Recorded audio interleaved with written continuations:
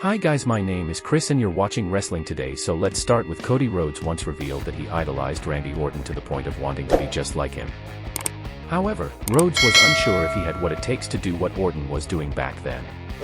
At one point in their careers, Rhodes and Orton were part of a faction called Legacy with Ted DiBiase Jr. The group lasted for a year and a half, but the bond remained between the American Nightmare and the Viper.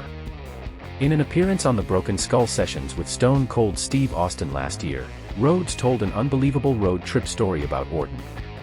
He also revealed why he wanted to be just like the master of the RKO. Riding with Randy was always unique, Rhodes said. I still have the scar. I got busted open in Lafayette and I got 9 cable stitches in my forehead. Driving with him, he told me, you should stick your head out of the window, air it out.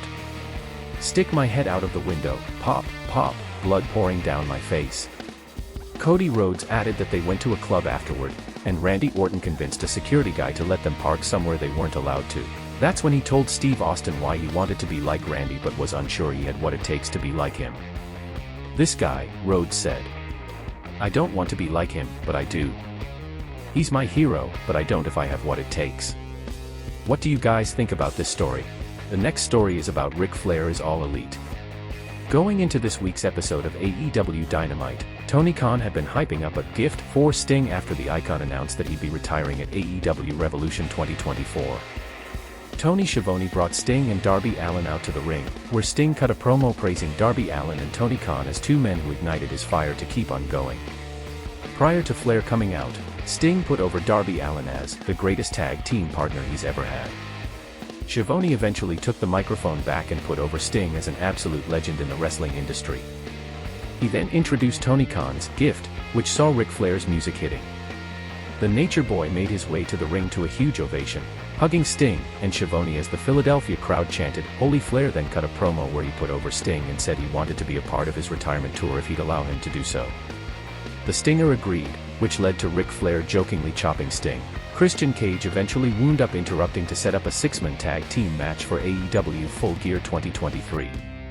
Cage talked about Flair being dead 20 years ago. Cage also told Sting that he and Darby Allin will need to find a partner to face him, Nick Wayne and Luchasaurus. It appears that his partner will be Edge. What do you think about Rick going to AEW? The final story is about Jade Cargill appeared on this week's WWE NXT, watching the main event WWE NXT Women's Championship match between Becky Lynch and Lyra Valkyria. The former AEW star, who has yet to make her in-ring debut, has appeared on all 3 WWE brands since signing with the promotion. On the latest Busted Open radio show, WWE Hall of Famer Bully Ray cautioned against making her debut feel insignificant. If it was up to me, I would continue to pepper her throughout all 3 shows until we were absolutely positive on where we wanted her to land and who we wanted her to be in her first major feud with, Bully said.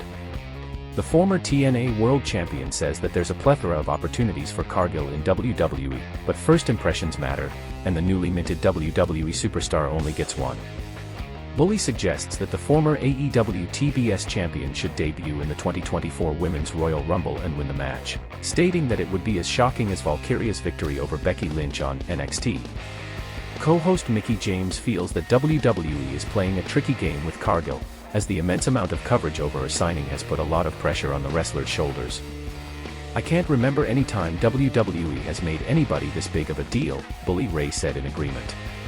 He tried to compare Cargill's debut and the surprise debuts of Cody Rhodes in 2022 and AJ Styles in 2016, but he found the comparison falling on deaf ears as there is no surprise factor to Cargill's signing as the headlines surrounding her signing preceded her appearance in WWE. Thanks guys for watching and please subscribe.